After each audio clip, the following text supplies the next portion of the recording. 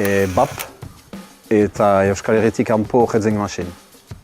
Bi talde horiek haunitz eman haute, ekarri naute, haien dinamikoan, zuten da dinamiko hori kontzertuetan, maitatu ditut pila bat. Dudarik gabe, kortatu.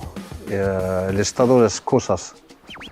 Hori zen, dituen amairu urte, maite nuen musika haunitz, zuen sekulan atxematen nire estilua eta egon batez eskolan etorri zen irungo punki bat. Eta nintzen berekin laguna segidan. Eta hasi nintzen bere musika entzuten. Hor hartu nintzen, hori zela nire musika, maite nuena. Eta lehenbizikoa zen Lapoia. Hori entzun nuen eta wow. Eta gero horrengoan izan zen kortatu justu disko hori, El estado de las cosas. Hor maite minu nintzen segidan. Eta horren bidez, ere hartu nintzen Euskal Herrian bazera bertze gai bat. Hor begiak idiki zauzkitan gehiago, belarri zabaldu, eta hor hartu nuen konsientzia. Bazera Euskal Herrian bertze zerbait. Eta horrekin lagundu nuen sartzeko elkarteetan eta Euskal ikasi ere bai, sartzea Euskal Herriko mugimenduetan. Bai, hori ez da bate ere jokeroa. Jango kantu hori da Joseba Erosegi. Sinplik egin zuenarekin eta atxematun kantu horrek dela biziki unkigarria. Ez naiz sobera edo ez naiz biziki abila letrekin. Hola badut batio berrik txarrakena erraten duena jaio musika hil. Naiz eta ez da hori bakarrik bizian, bilduma tiki bat eder bat atxematen dut. Anari. Unkitzen hori liro. Bere hautsarengatik, bere tekstoak, musika.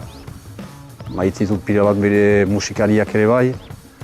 Eta kantatzen duelarik hor estrenatokian ateratzen da zerbait eta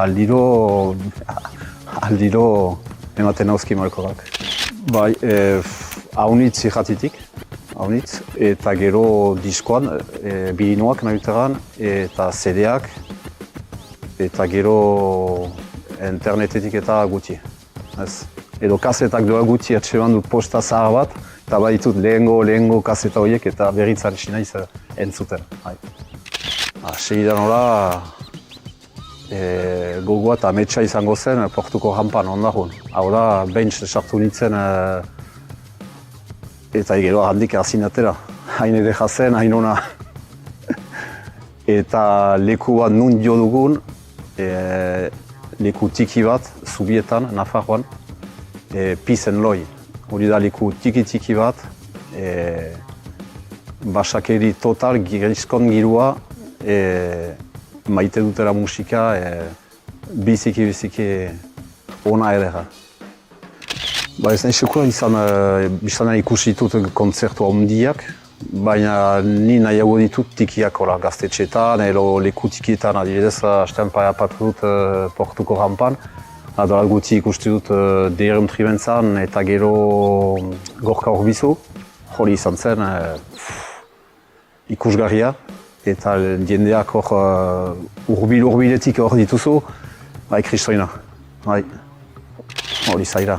Bizitzako kontzertua badire hainbertze, bat ikusi dutana dola hilabete batzuk.